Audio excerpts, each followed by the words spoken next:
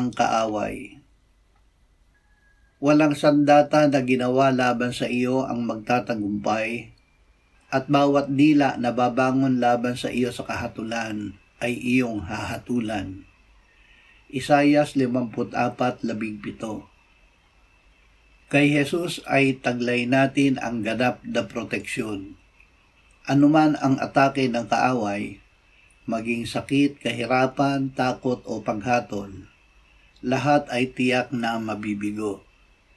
Hindi natin kailangang makipaglaban dahil si Kristo ang nakipaglaban at nagtagumpay na para sa atin laban sa Diablo. Ama, nananalig kami at aming tinatanggap sa aming puso ang kapayapaan at katiyakan na ginapi na ni Jesus na iyong anak ang Diablo. Sa pangalan ni Jesus kami ay panalo at protektado. Amen.